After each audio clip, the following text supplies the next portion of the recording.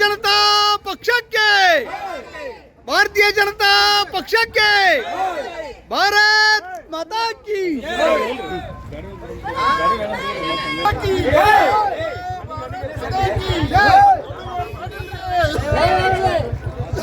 ಭಾರತ್ ಭಾರತ್ ಮಾತಾ ಕಿ, ಭಾರತ್ ಮಾತಾ ಕಿ, ಭಾರತೀಯ ಜನತಾ ಪಕ್ಷಕ್ಕೆ.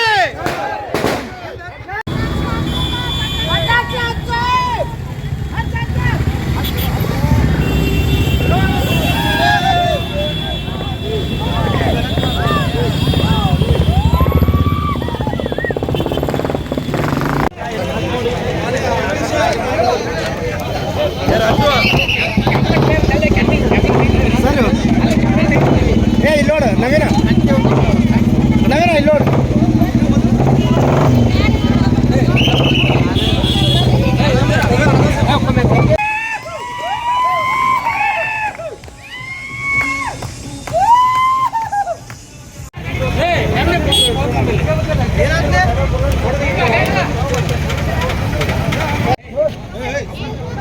ಮೊನ್ನೆ ನಡೆದಂತಹ ಲೋಕಸಭಾ ಚುನಾವಣೆಯಲ್ಲಿ ಅದು ವಿಶೇಷವಾಗಿ ಬಾಗಲಕೋಟೆ ಮತಕ್ಷೇತ್ರದ ಭಾರತೀಯ ಜನತಾ ಪಕ್ಷದ ಅಭ್ಯರ್ಥಿಯಾಗಿರುವಂಥ ಸನ್ಮಾನ್ಯ ನರೇಂದ್ರ ಮೋದಿಜಿಯವರ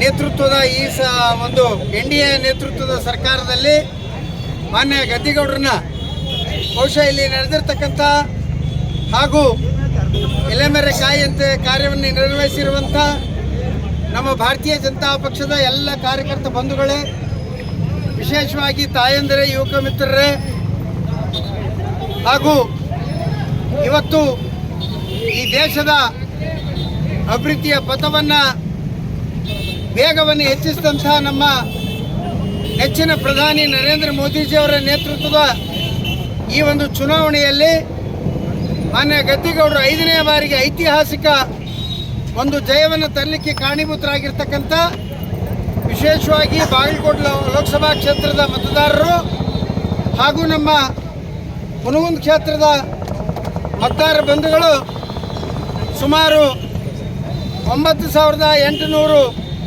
ಮತಗಳ ಲೀಡನ್ನು ಕೊಟ್ಟು ಗದ್ದಿಗೌಡರ ಆಯ್ಕೆಯಲ್ಲಿ ಕಾರಣೀಭೂತರಾಗಿರ್ತಕ್ಕಂಥ ನಿಮ್ಮೆಲ್ಲರಿಗೂ ಕೂಡ ಮತದಾರ ಬಂಧುಗಳಿಗೆ ನನ್ನ ಹೃತ್ಪೂರ್ವಕವಾದ ಧನ್ಯವಾದಗಳನ್ನು ಈ ಮೂಲಕ ತಿಳಿಸಲಿಕ್ಕೆ ಇಷ್ಟಪಡ್ತೇನೆ.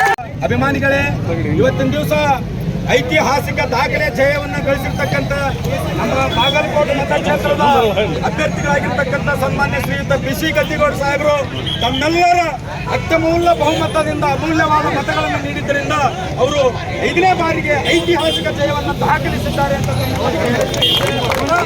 ನಿಮ್ಮೆಲ್ಲರನ್ನ ಉದ್ದೇಶಿಸಿ ನೇತೃತ್ವದ ಪಕ್ಷಗಳು ಇವತ್ತು ಈಗಾಗಲೇ 295ಕ್ಕಿಂತಲೂ ಹೆಚ್ಚು ಸ್ಥಾನಗಳನ್ನು ಗಳಿಸೋದ್ರ ಮೂಲಕ ಮತ್ತೊಮ್ಮೆ ಈ ದೇಶದ ಪ್ರಧಾನಮಂತ್ರಿಯಾಗಿ ನರೇಂದ್ರ ಮೋದಿಜಿ ಅವರು ಅಧಿಕಾರ ವಹಿಸೋದು ನಿಶ್ಚಿತ ಅನ್ನೊಂದು ಮಾತನ್ನು ಕೂಡಿ, ಆದ್ದರಿಂದ ವಿರೋಧ ಪಕ್ಷಗಳು ಇನ್ನೂ ಕನಸನ್ನು ಕಾಣ್ತಾ ಇದ್ದಾವೆ. ಅದು ಸಾಧ್ಯವಾಗದ ಮಾತು. ಇವತ್ತು ನಮ್ಮ ನೆಚ್ಚಿನ ಪ್ರಧಾನಿ ಮೋದಿಜಿಯವರು ಭಾರತ ದೇಶದ ಪ್ರಧಾನಿಯಾಗಿ 3ನೇ ಅವಧಿಗೆ ಅಧಿಕಾರ ವಹಿಸಿಕೊಳ್ಳೋದು ನಿಶ್ಚಿತ ಅನ್ನೊಂದು ಮಾತನ್ನು ದೇಶದ ಮತದಾರ ಬಂಧುಗಳಲ್ಲಿ ಮತ್ತು ನಮ್ಮ ರಾಜ್ಯದ ಹಾಗೂ ನಮ್ಮ ಜಿಲ್ಲೆಯ ಮತದಾರ ಬಂಧುಗಳಲ್ಲಿ ನನ್ನ ವಿನಮ್ರ ವಿನಂತಿಯ ಮೂಲಕ ಅವರಿಗೆ ಅಭಿನಂದನೆಯನ್ನು ಸಲ್ಲಿಸಲಿಕ್ಕೆ ಬಯಸ್ತೇನೆ. ಧನ್ಯವಾದಗಳು.